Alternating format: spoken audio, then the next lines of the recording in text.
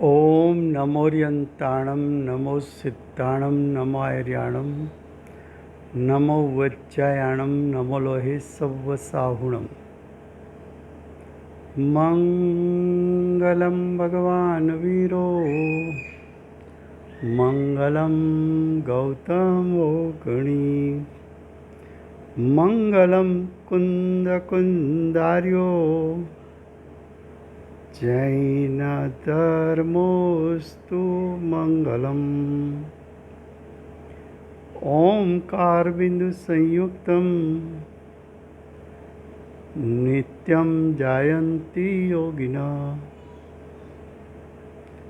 कामदं मोक्षदं चैव ओंकाराय नमो नमः। अहो उपकार जिनवरनो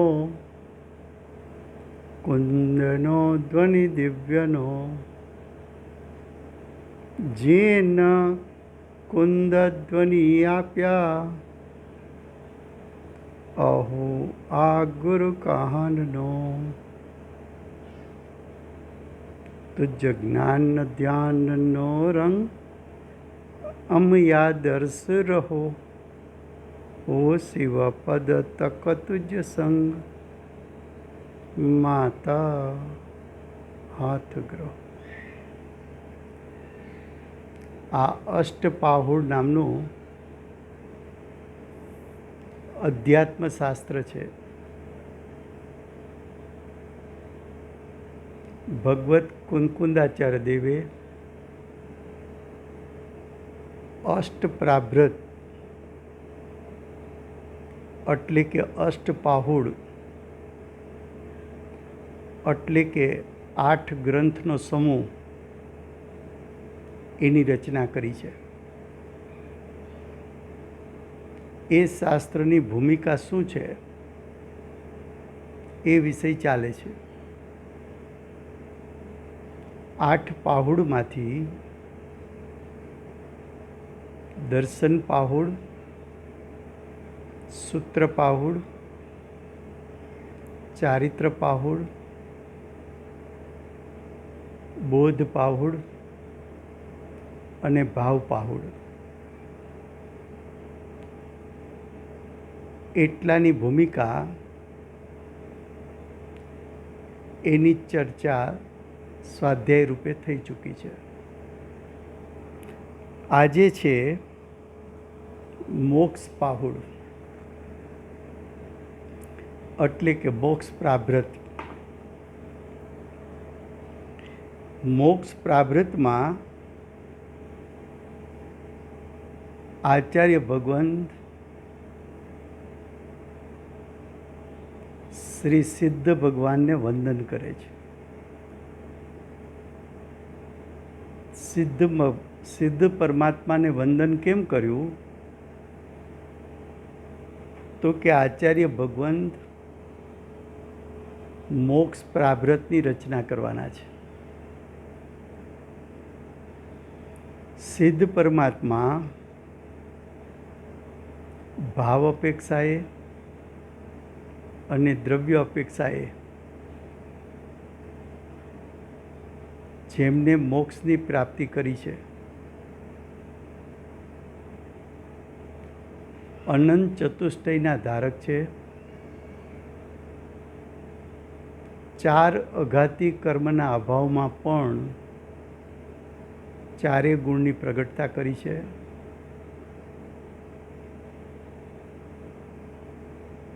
दशामांथी मिथ्यात्व अज्ञान कसाय एनो नाश कर्यो छे।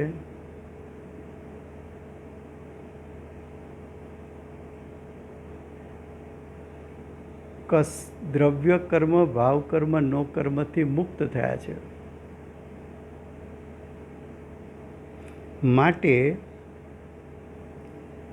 आचार्य भगवान प्रथम सिद्ध परमात्मा ने वंदन करे छे। त्यार पछी आचार्य भगवान आ ग्रंथ माटे એટલે કે મોક્ષ પ્રાભૃત માટે એક પ્રતિજ્ઞા કરે છે. પ્રતિજ્ઞાનો અર્થ છે તાત્પર્ય. મોક્ષ પ્રાભ્રતનું તાત્પર્ય શું છે? મોક્ષ પ્રાભ્રતમાં આચાર્ય ભગવાન શું સિદ્ધ કરવા માગે છે?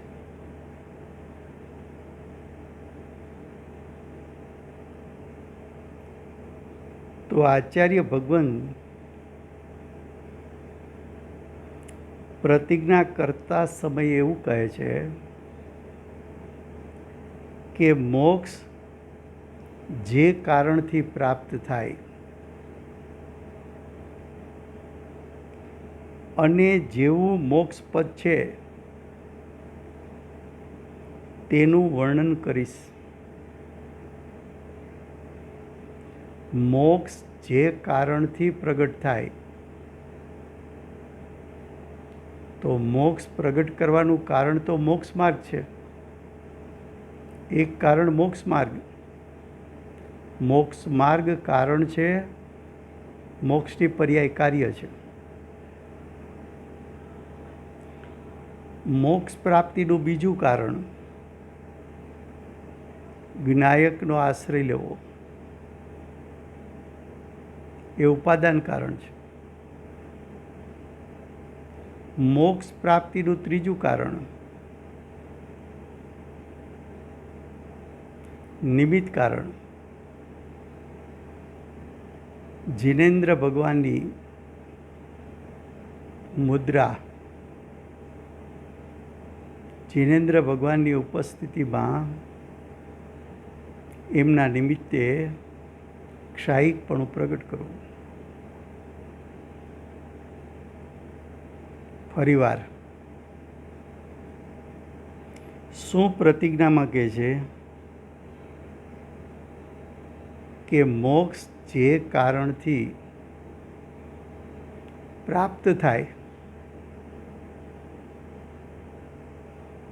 અને જેવું મોક્ષપદ છે, જેવું સિદ્ધપદ છે તેનું વર્ણન હું કરીશ એમ કહ્યું.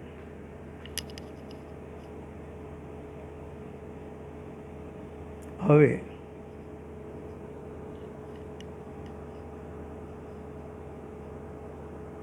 મોક્ષ કયા કારણથી પ્રગટ થાય? તો કે એનું કારણ મોક્ષ માર્ગ છે. મોક્ષ માર્ગનું ફળ મોક્ષ છે. મોક્ષ માર્ગને કારણ કયો? મોક્ષ માર્ગને કારણ કયો? તો મોક્ષ કાર્ય છે. મોક્ષ કાર્ય છે. તો મોક્ષ માર્ગ એ મોક્ષનું કારણ, એક કારણ. બીજું ઉપાદાન કારણ, તો કે જ્ઞાયકનો આશ્રય લે, શુદ્ધ જીવાસ્તિકાયનો આશ્રય લે, શુદ્ધ ભાવનો આશ્રય લે, એનું ફળ મોક્ષ આવશે.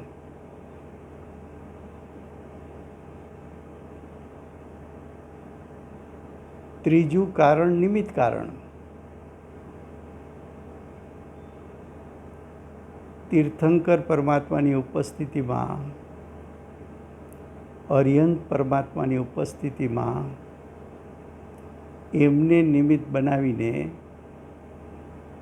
એમના જેવું ક્ષાયિકપણું પ્રગટ કરવું.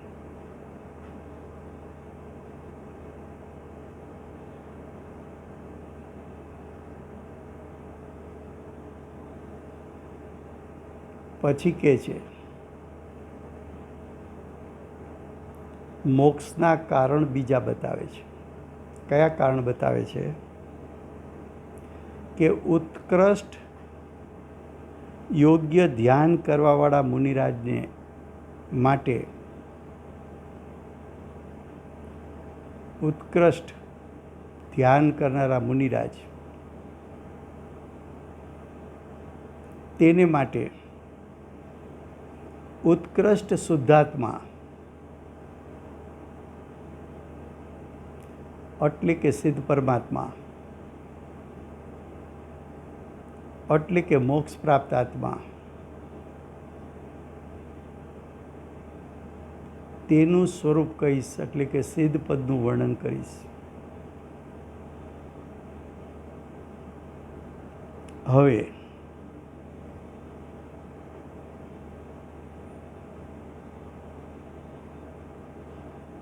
આચાર્ય ભગવંત આગળમાં એમ કહે છે કે એવા પરમાત્માનું વર્ણન આગળ કરીશું કે જેના ધ્યાનમાં મુનિ નિરંતર અનુભવ કરીને કેવળ જ્ઞાનની પ્રાપ્તિ કરી નિર્વાણને પ્રાપ્ત કરે. મુનિરાજ હોય એ તીર્થંકર પરમાત્મા એની ઉપસ્થિતિમાં કેવળ જ્ઞાન એટલે અર્યંત પદ પ્રાપ્ત કરે અને અઘાતી કર્મનો નાશ થતાં સિદ્ધ પદની પ્રાપ્તિ કરે.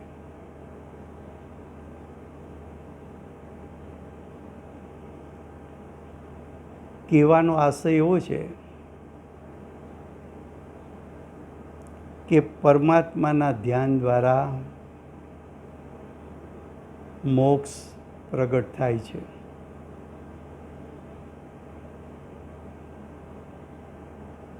આ મોક્ષ પાહુડ એનું યથાર્થ શ્રદ્ધાન અને જ્ઞાન કરીને યોગીઓ એટલે મુનિઓ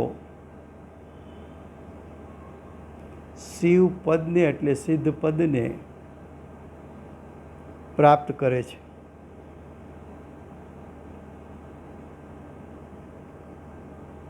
મુનિ કહેતા મોક્ષ માર્ગ, શિવ પદ કહેતા મોક્ષ. તો આ અધિકારમાં મોક્ષ માર્ગ અને મોક્ષનું વર્ણન કરશે.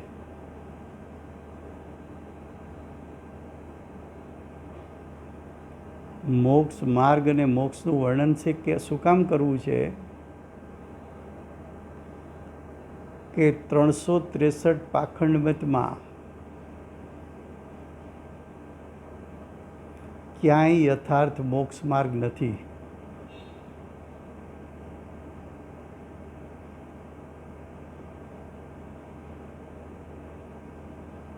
ત્રણસો 63 પાખંડમતમાં વિતરાગ પરમાત્માએ વર્ણવેલો મોહ રાગ દ્વેષ રહિત એવો મોક્ષ ક્યાંય દર્શાવવામાં આવેલો નથી. આખો સમુદ્ર ખારા પાણીથી ભરેલો છે.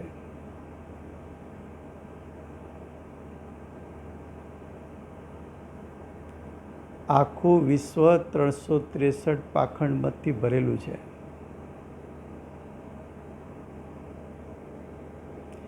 એમાં મીઠા પાણીની વીરડી મોક્ષ માર્ગ અને મોક્ષની પ્રાપ્તિ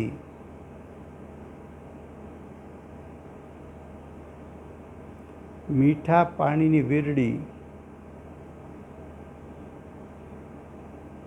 તરસને छिपावे તેવી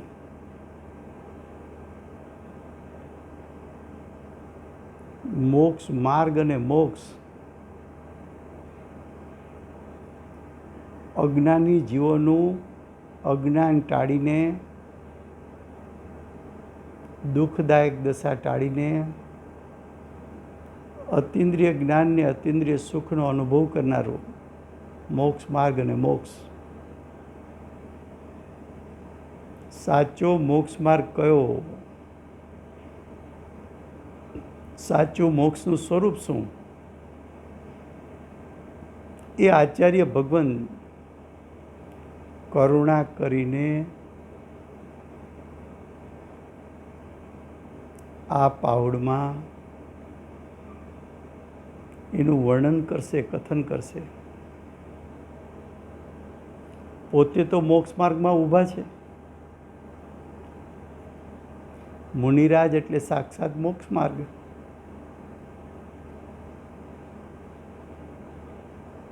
કેવળ જ્ઞાન પ્રાપ્ત કર્યું કે કરશે એટલો જ સમય બાકી છે મુનિરાજને. માત્ર એક અંતમુહૂર્ત કાળ ધારા પ્રવાહ રૂપે આત્મસ્થિરતા થઈ જાય તો અર્યંત પદ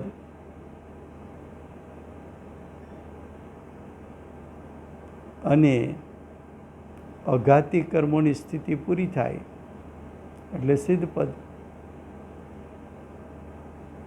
જેને મોક્ષ આટલો નજીક છે એવા મુનિરાજ મોક્ષ માર્ગમાં ઊભા છે. એવા આચાર્ય, એવા મુનિરાજ ભગવાન પાસેથી વાત સાંભળીને આવ્યા છે. મોક્ષ માર્ગ અને મોક્ષના સ્વરૂપને કહેશે. બેનશ્રીએ જાતિસ્મરણ જ્ઞાનમાં કહ્યું કે ભગવાનની વાણી છૂટી કુંદકુંદાચાર્યદેવ પધાર્યા ત્યારે ક્ષાયિકનું સ્વરૂપ અને યતિનું સ્વરૂપ આવેલું. ક્ષાયિકનું સ્વરૂપ,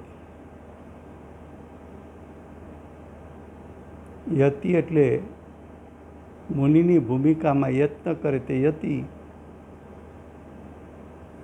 શ્રેણી આરોહણ કરે તે યતિ.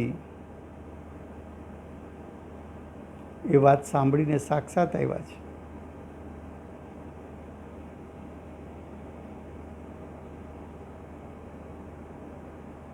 વર્ણન કરવું છે મોક્ષ માર્ગ અને મોક્ષનું. એનું વર્ણન કરવા માટે આચાર્ય ભગવંત જીવના 3 પરિણામનું વર્ણન કરશે.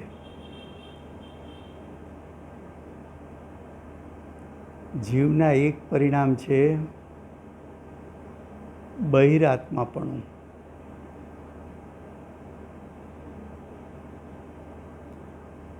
બીજા પરિણામ છે અંતરાત્માપણું. ત્રીજા પરિણામ છે પરમાત્મા પદ.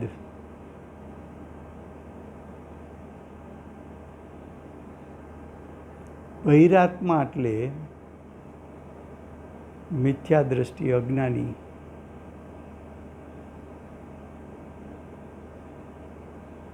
મૂઢ.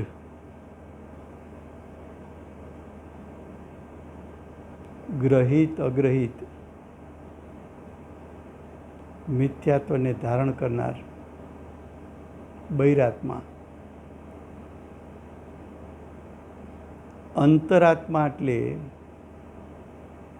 સાધક જીવ. સાધક જીવ એટલે આંશિક શુદ્ધ દશા, આંશિક અશુદ્ધ દશા, મિશ્ર દશા વાળો જીવ. મિશ્ર દશાવાળો જીવ એટલે ચોથે ગુણસ્થાનથી 12મા ગુણસ્થાન સુધીનો જીવ. ચોથેથી 12મા ગુણસ્થાનવાળો જીવ એટલે સમ્યક દૃષ્ટિ હો, શ્રાવક હો, છઠ્ઠે 7મે ગુણસ્થાને ઝૂલતા મુનિ હો કે શ્રેણી આરોહણ કરેલા મુનિ હો. એ અંતરાત્મા. અંતરાત્મા એટલે મોક્ષ માર્ગમાં ઊભેલા. અંતરાત્મા એટલે રત્નત્રયના ધારક.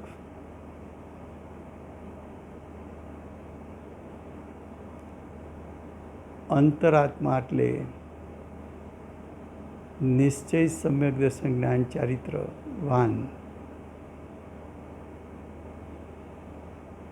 અંતરાત્મા એટલે જેમને નિશ્ચય સાથે વ્યવહાર વર્તે છે.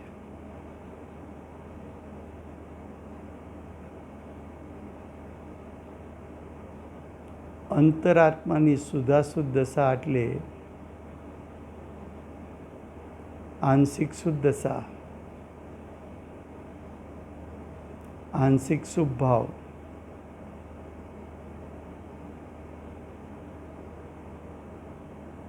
અશુભને ત્યાગ કરતા જાય છે. મુનિપણામાં તો પાપના પરિણામ રહ્યા નથી.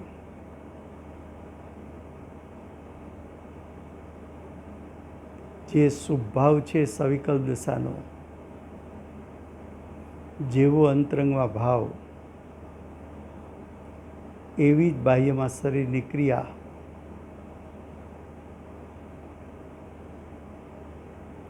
અંતરંગનો જેવો શુભભાવ છે, શુદ્ધતા સાથેનો જે શુભભાવ છે, એને અનુરૂપ 12 પરિગ્રહોનો ત્યાગ, એવી એક અંતરાત્મા દશા. પછી કે છે જીવના પરિણામ, એમાં પરમાત્માપણું, અર્યંત અને સિદ્ધ પદ. અર્યંતને ભાવ મોક્ષ છે, દ્રવ્ય મોક્ષ નથી. કારણ કે અઘાતી કર્મોની સ્થિતિ પૂર્ણ ન થાય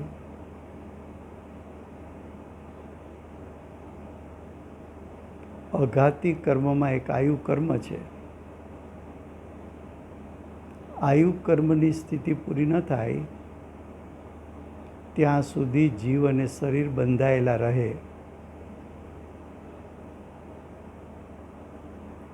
એ શરીર પ્રત્યે અર્યંત પરમાત્માને મોહ રાગ દ્વેષ નથી. એમાંથી હું પણ મારા પણ છૂટી ગયું છે, તો પૂર્ણ વિતરાગ થયા છે.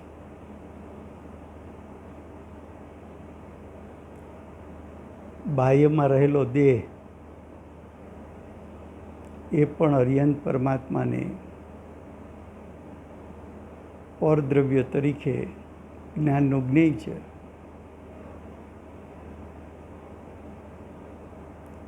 અઘાતી કર્મ એની સ્થિતિ પૂર્ણ થવાની બાકી છે. એવું અર્યંત પદ એને ભાવમોક્ષ હોવાથી પરમાત્મા કહી શકાય. સિદ્ધ પરમાત્માને તો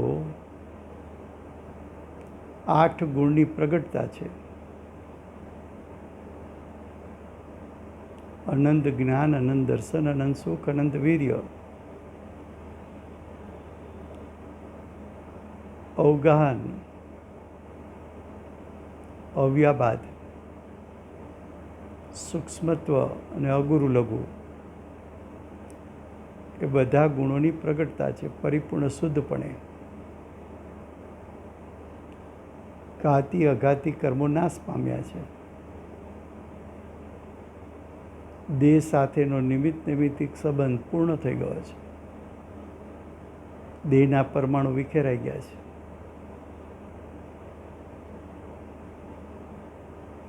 પરિપૂર્ણ અતિન્દ્રિય જ્ઞાન ને અતિન્દ્રિય સુખના સાદી અનંતકાળ માટે ભોગવટા સિદ્ધ પરમાત્મા કરે છે. એવું પરમાત્મા પદ આ ત્રણનું વર્ણન કરશે. અંતરાત્મા, બહિરાત્મા અને પરમાત્મા. પછી કહેશે,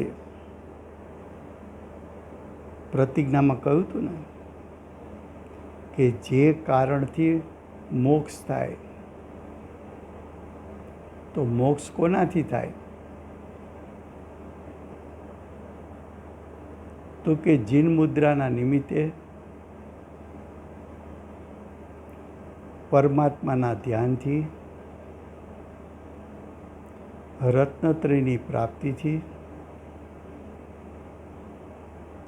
નિશ્ચય મોક્ષ માર્ગથી, મુનિલિંગથી, મુનિલિંગમાં યતિપણાથી, શ્રેણી આરોહણથી. પછી કહે છે કે મોક્ષ કોને થાય?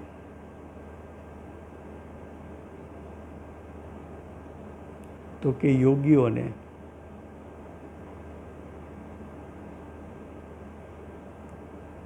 યોગીઓને એટલે કે સંયમીને. સંયમી એટલે 13 પ્રકારના ચારિત્રવાનને. 13 પ્રકારના ચારિત્રવાનને એટલે 5 મહાવ્રત, 5 સમિતિ, 3 ગુપ્તીના પાલન કરનારને.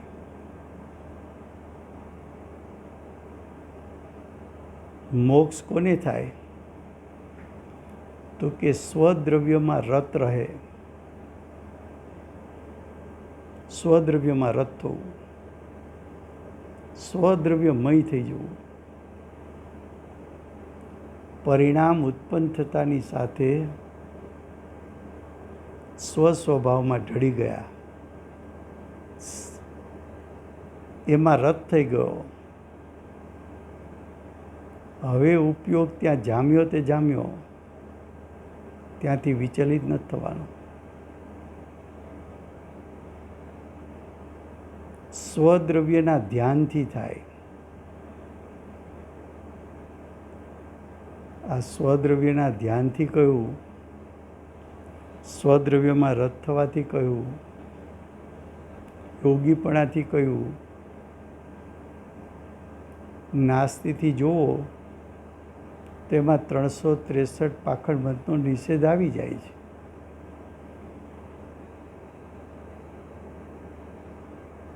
પછી કે છે જીન માર્ગમાં લાગેલાને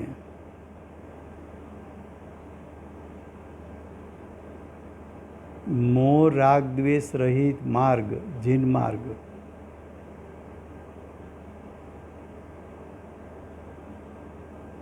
એના પર ચાલનારને, એ માર્ગ પર ચાલનારને.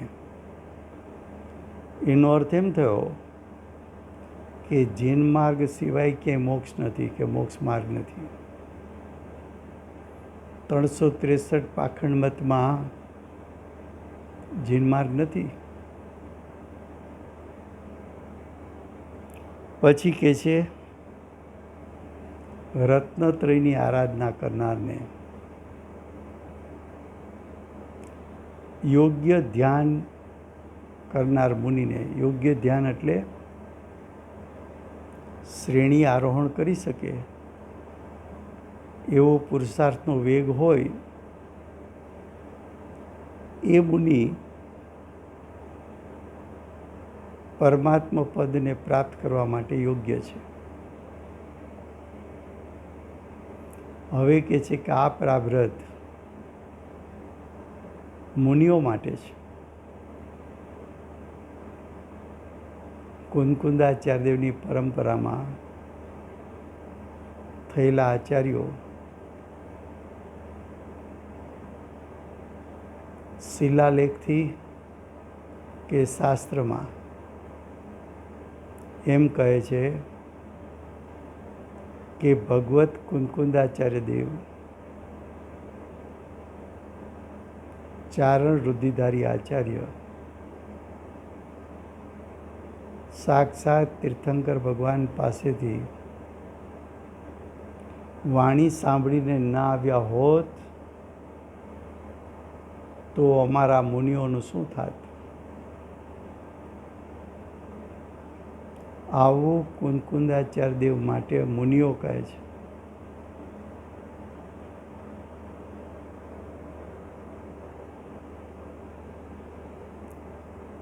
આ પ્રારબ્ધ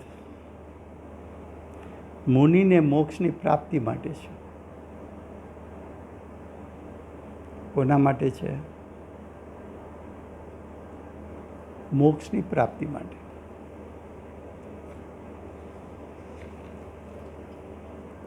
ત્યાર પછી જે એમ કહ્યું હતું કે જીવના પરિણામ 3 પ્રકારના છે: બહિરાત્મા, અંતરાત્મા અને પરમાત્મા. તો બહિરાત્માનું સ્વરૂપ શું છે?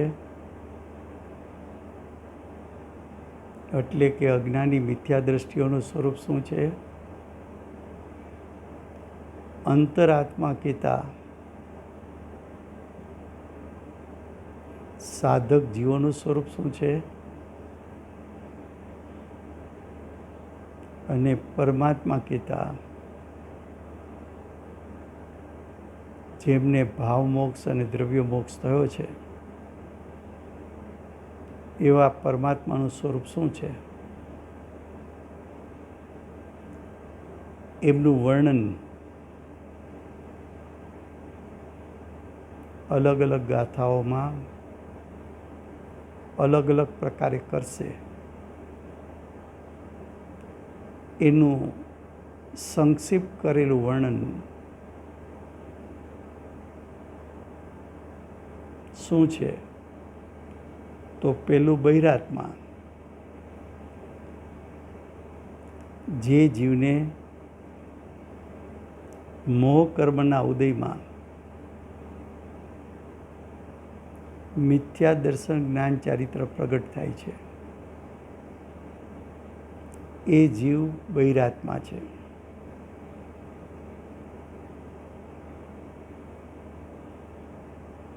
બહિરાત્મા જીવ શરીરને પોતાનો આત્મા માને છે, અન્યના શરીરને પણ આત્મા માને છે.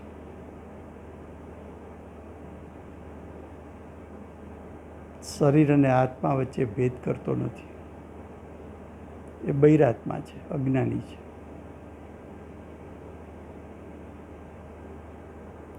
અજ્ઞાની મોહી મૂઢ જીવ પોતાના સ્વરૂપથી ચ્યુત થયેલો છે.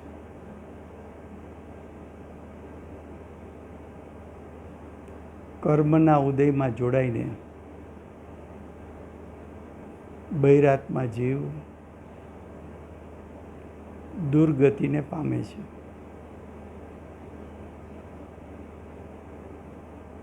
બહિરાત્મા જીવ પરદ્રવ્યમાં ઓતપ્રોત છે અને કર્મને બાંધે છે.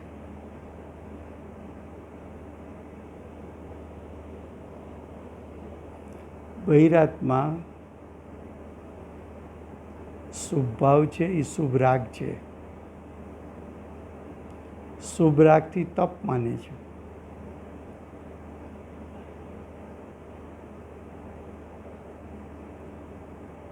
તત્વનું જેવું સ્વરૂપ છે એનાથી વિપરીત માન્યતા.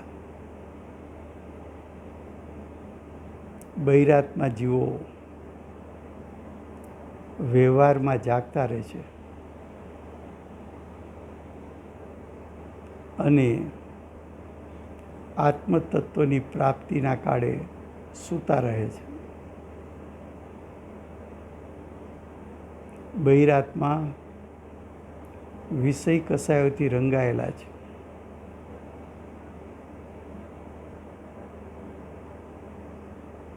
બહિરાત્મા પરમાત્મા પદની પ્રાપ્તિ કરવાની ભાવનાથી રહિત હોય છે.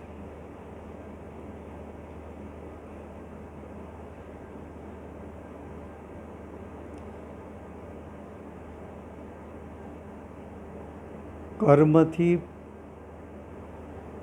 બહિરાત્માઓ કર્મથી સિદ્ધિ માને છે અને આત્મ સ્વભાવને જાણતા નથી. કર્મ જ મને ખવડાવે, કર્મ જ મને પીવડાવે, કર્મ રાખે એમ રેવાય. આ તો પૂજ્ય ગુરુદેવ મળ્યા એટલે આપણા આવા અભિપ્રાયો ગયા.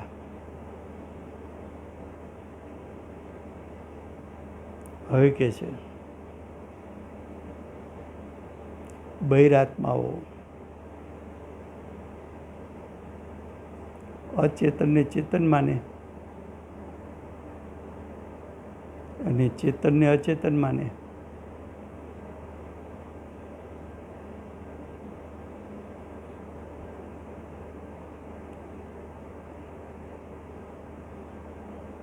તપ રહિત જ્ઞાન હોય અને જ્ઞાન રહિત એનું તપ હોય.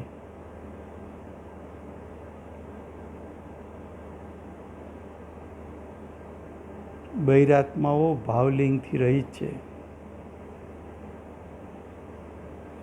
દ્રવ્યલિંગ હોઈ શકે પણ ભાવલિંગથી રહિત છે.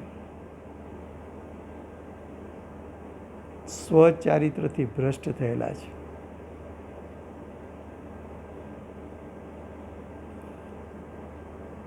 પાંચ ઇન્દ્રિયના વિષયોમાં પ્રવર્તે છે. પરદ્રવ્ય પ્રત્યે રાગ,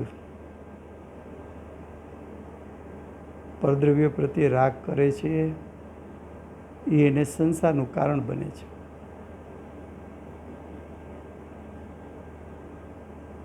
મોક્ષ માર્ગ એનાથી ચ્યુત છે.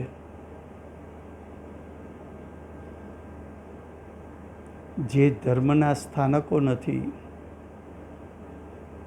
એટલે કે આયતન નથી, અનાયતન છે, એનું આરાધન ભક્તિ પૂજા કરે છે. એટલે કે ગ્રહિત મિથ્યા દ્રષ્ટિ છે, અગ્રહિતપણું સાથે લાવ્યા છે.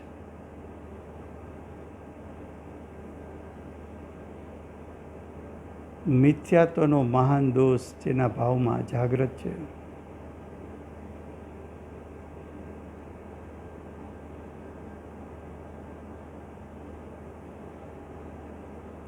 વેશના ત્યાગથી ધર્મ માને છે. મિથ્યાત્વને તો છોડતો નથી.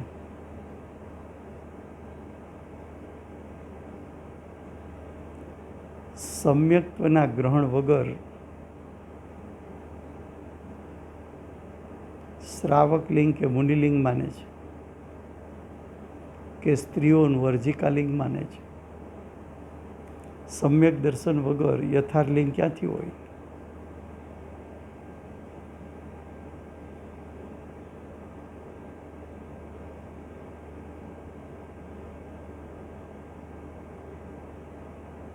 આત્મ સ્વભાવની સમ્યક ક્રિયાથી રહિત હોવાથી એની બધી ક્રિયા નિષ્ફળ છે. એટલે કે એનાથી મોક્ષ માર્ગ કે મોક્ષ પ્રગટતો નથી.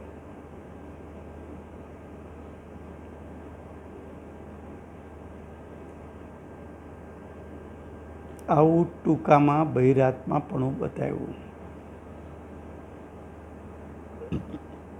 હવે અંતરાત્માપણું. જે મુનિ દેહથી ભિન્ન છે, દેહથી નિરપેક્ષ છે, દેહથી ભિન્ન એટલે દેહને ભિન્ન શ્રદ્ધે છે, જાણે છે, તે મુનિ નિર્વાણને પામે છે. તેવો અંતરાત્મા નિર્વાણને પામે છે.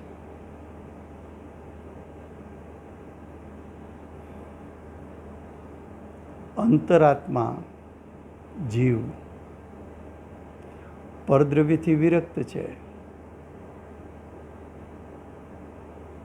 પરદ્રવ્ય પ્રત્યે ઉદાસીન છે, એના પ્રત્યે વૈરાગવંત છે. કર્મથી છૂટતો જાય છે.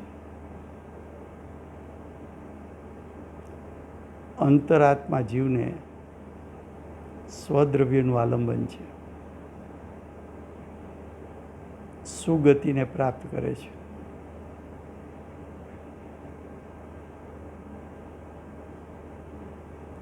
અંતરાત્મા જીવ સ્વદ્રવ્યના સ્વરૂપને યથાર્થપણે શ્રદ્ધે છે, જાણે છે અને સ્વભાવ અનુસાર એનું અનુસરણ કરે છે. અંતરાત્મા જીવ જીન માર્ગમાં એટલે મોક્ષ માર્ગમાં લાગેલો રહે છે. મોક્ષ માર્ગથી છૂટતો નથી. ધ્યેય છે મોક્ષની પ્રાપ્તિનું. અંતરાત્મા જીવ શુદ્ધાત્માનું ધ્યાન કરે છે.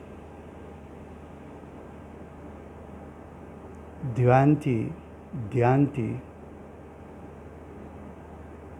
સ્વર્ગ પ્રાપ્ત કરીને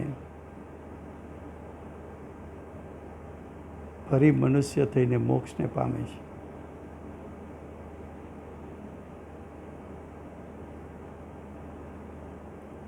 પ્રાથમિક સાધક જીવોને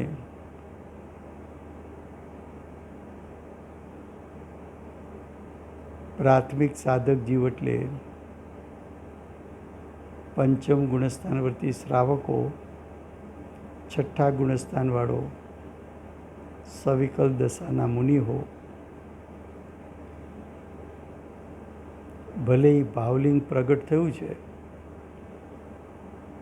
પણ નિર્વિકલ દશા છૂટે તો સવિકલ દશા મુનિને આવે, તો સવિકલ દશાવાળા છઠ્ઠા ગુણસ્થાનવર્તી મુનિને વ્રતનું પાલન ઇષ્ટ છે, એટલે એ ભૂમિકા અનુસારના વ્રત છે.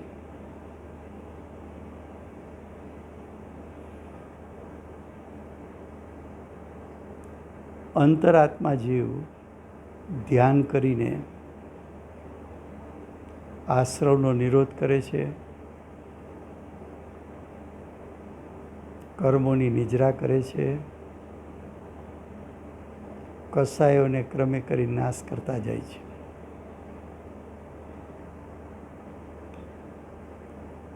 અંતરાત્મા જીવ જીનદેવની આજ્ઞા પ્રમાણે ધ્યાન કરે છે, એટલે કે કાલ્પનિક ધ્યાન નથી. અંતરાત્મા જીવ રત્નત્રય સ્વરૂપ છે.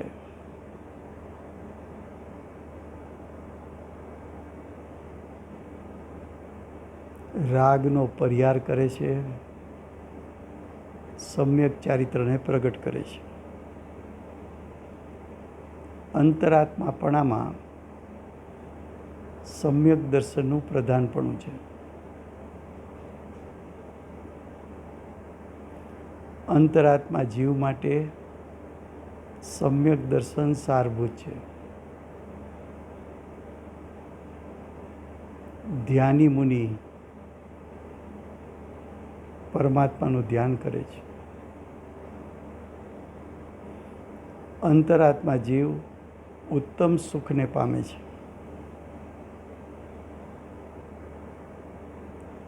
ધ્યાન ખરેખર સમ્યક જ્ઞાનીને જ હોય છે. 363 પાખંડ મતમાં એવું ધ્યાન નથી.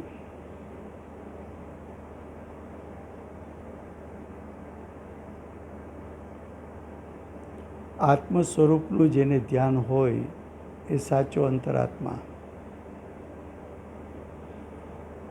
આત્માને ભાવે છે, વિષયોને છોડે છે, વિષયોથી વિરક્ત થાય છે.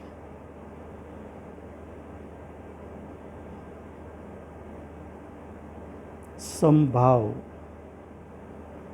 પ્રગટ્યો હોવાથી ચારિત્રવાન છે. પંચમ કાળમાં પણ ધ્યાન છે,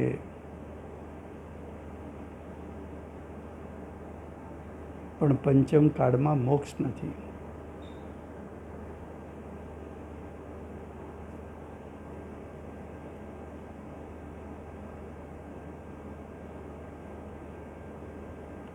અંતરાત્મા જીવ મોક્ષ માર્ગી છે, નિગ્રહ છે, મોહ રહિત, મમત્વ રહિત, 22 પરિસર અને ઉપસર્ગને સહન કરનારો છે.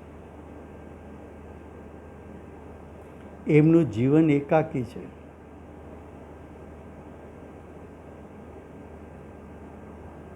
ધ્યાન કરવાથી અંતરાત્મા જીવને અવધિ મનપર્ય જ્ઞાન કે રુદ્ધિઓની પણ પ્રગટતા થાય છે.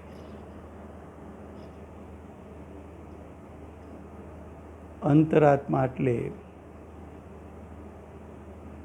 સાધકનું ચારિત્રપણું. હવે પરમાત્માનું વર્ણન.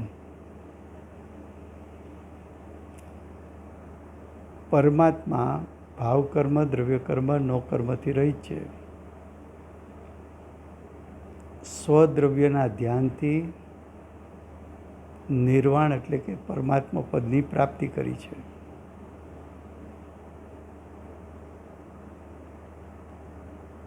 રત્નત્રય સહિત સંયમ, તપ, ધ્યાન પ્રગટ કરવાથી એનું ફળ નિર્વાણ એટલે પરમાત્મા પદની પ્રાપ્તિ થઈ છે. બાહ્યમાં નિમિત્ત જીન મુદ્રા, એનાથી પરમાત્મા પદની પ્રાપ્તિ થઈ શકે છે. રત્નત્રયના ધારક હોય તો જ પરમાત્મા પદની પ્રાપ્તિ થાય. બાહ્ય વેશ પલટવાથી મોક્ષ નથી.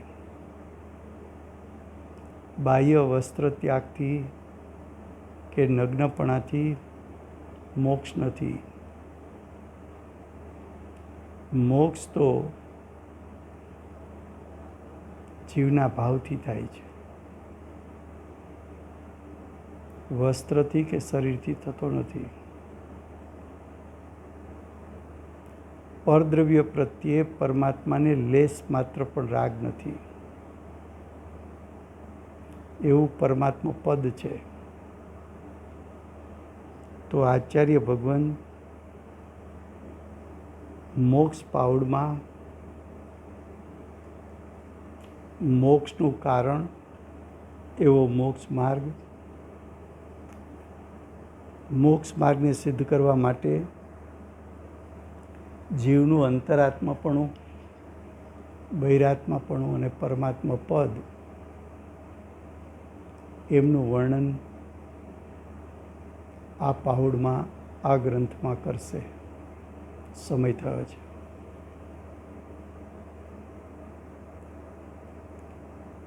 દિવ્ય ધ્વનિના દાતાર શ્રી સિમંદર ભગવાનનો જય હો.